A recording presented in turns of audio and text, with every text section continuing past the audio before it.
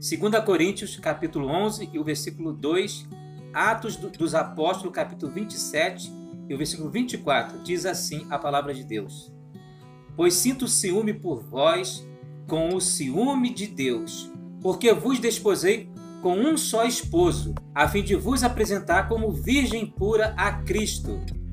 Não temas, Paulo, é preciso que compareças perante César, e eis que Deus te concedeu todos os que navegam contigo. Em toda a viagem, e agora na ilha de Malta, Paulo certamente andava no Espírito. O seu viver, na realidade, era a expressão do Espírito que dá vida. Em cada situação do seu viver diário, ele era a expressão do próprio Cristo que pregava.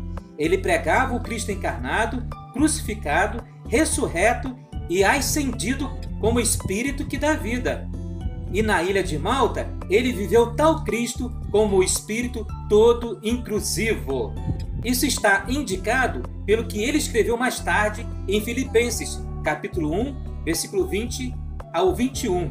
Segundo a minha ardente expectativa e esperança de que nada serei envergonhado, antes, com toda a ousadia, como sempre, também agora, Cristo será engrandecido no meu corpo, seja pela vida, seja pela morte, pois para mim viver é Cristo. Ele só se importava em viver Cristo e engrandecê-lo. No mar, durante a tempestade, o Senhor já tinha feito do apóstolo não apenas o orientador dos colegas de viagem, como também a garantia de vida e o confortador deles. Agora em terra, numa situação de paz, o Senhor o fez ainda mais, não apenas uma atração mágica aos olhos dos supersticiosos, como também aquele que cura e alegria para os bárbaros. Em toda a extensa e desafortunada viagem de Paulo como prisioneiro, o Senhor guardou o apóstolo em sua ascendência e capacitou-o a ter vida muito acima da esfera de ansiedade e plenamente dignificada com o mais alto padrão de virtudes humanas, expressando os mais excelentes atributos divinos. Era Jesus vivendo novamente na terra em sua humanidade divinamente enriquecida. Esse é o maravilhoso, excelente e misterioso homem-Deus que viveu nos evangelhos, continuando a viver em Atos por meio de um dos seus muitos membros. Membro esse que era uma testemunha viva. Paulo, em sua viagem, viveu e engrandeceu a Cristo. Paulo não só era absoluto pelo Senhor, mas também totalmente um com Deus. Como era um com Deus, ele respondia às perguntas de tal forma que os coríntios pudessem ser ajudados a também ser um com ele em todas as circunstâncias, condições e situações.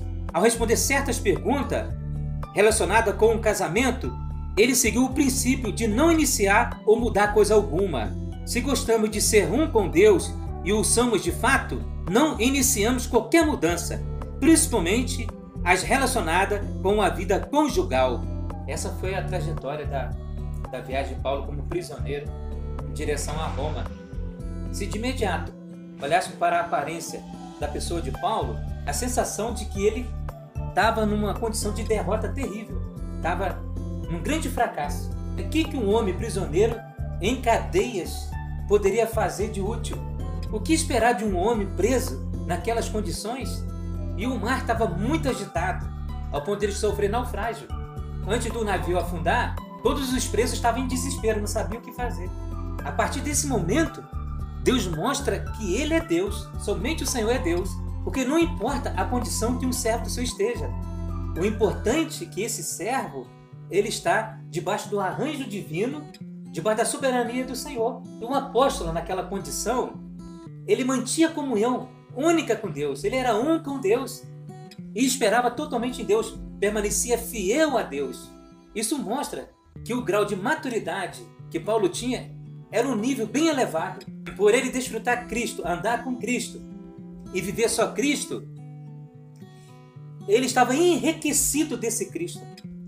As virtudes humanas elevadas de Cristo, misturada com os atributos divinos, está disponível para nós, como também esteve disponível para Paulo. Só que ele foi uma pessoa que garimpou, buscou profundamente essa riqueza.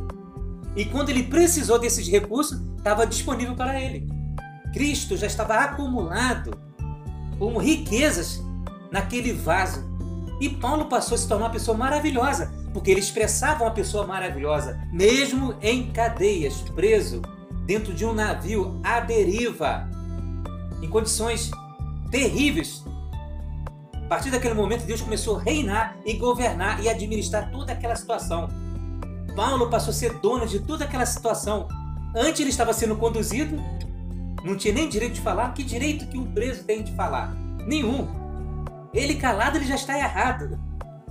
Ele só fala quando exige dele uma resposta.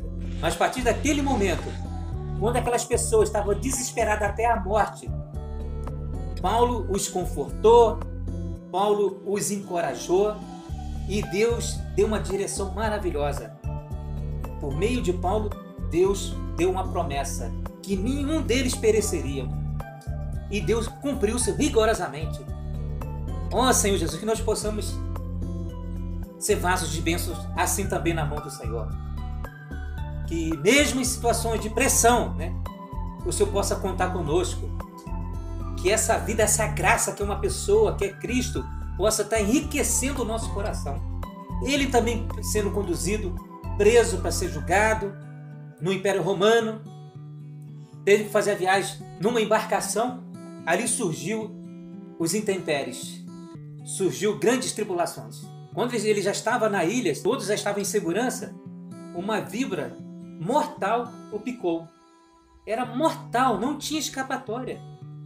E aquele homem, serenamente, em paz com Deus, transbordando da alegria do Senhor, muitas pessoas se converteram.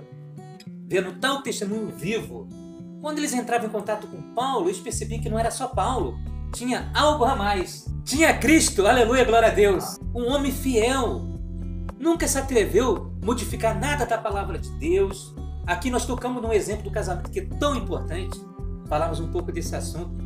Vivendo num mundo onde um casamento que é constituído por Deus, uma constituição maravilhosa, e nós temos presenciado o inimigo massacrar, destruir grandes famílias, várias famílias por aí, para nos ajudar no nosso casamento e ajudar as pessoas com essa questão de casamento. Nós precisamos ser fiel à palavra de Deus, não mudar a palavra, não mudar a essência, falar o que a palavra de Deus diz, falar o que Deus quer que falamos. E quando Paulo entrou nesse assunto, ele tratou desse assunto com muito temor. Primeiro princípio, o que Deus uniu não separa o homem. O casamento hoje, para ser um casamento que permanece, que agrada a Deus, precisa Cristo ser o cabeça desse casamento. Tem que ser o cordão de 3 dobras. Não pode ser uma dobra somente ou 2. Tem que ser o cordão de 3 dobras. Que esse cordão não é fácil de arrebentá-lo. Não é fácil. Não tem como ficar mudando a esposa ou a esposa mudar o marido. O que nós podemos fazer é orar mais, nos arrepender mais, não ser o dono da razão, não ter uma opinião muito forte. Como diz a palavra, nós somos daqueles que não confiamos na carne, não confiamos em nós mesmos, nem nos nossos próprios métodos. Essa vida vencedora é que vai dar brilho ao nosso casamento. Cristo tem que ser convidado, como ele foi convidado naquela festa. Está no Evangelho de João capítulo 2. Jesus foi convidado para um casamento. Ali acabou o vinho, mas a pessoa principal foi convidada. Nós precisamos convidar o Senhor todo momento para participar do nosso casamento. Não vamos atrever a fazer as coisas sozinhos. Vamos seguir a orientação da palavra de Deus. Depender do Senhor. E Ele transformou água em vinho. Ele é capaz de transformar um casamento sem sabor, um casamento caótico. Ele é poderoso para restaurar esse casamento, para fortalecer.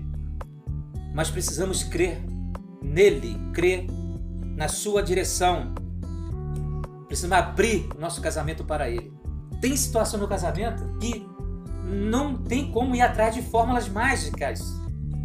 O problema às vezes é muito sério e profundo. E não adianta resolver com uma solução superficial. Mas o Cristo que hoje é o Espírito que dá vida. o Espírito ressurreto. Vamos estar reinando em vida, assim como Paulo. Ele reinou em vida e Deus foi glorificado por meio do seu servo. Deus teve caminho ali. Deus operou maravilhas.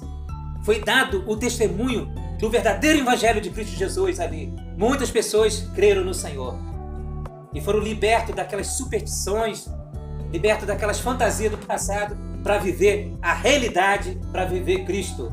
Louvado seja o nome do Senhor. Amém.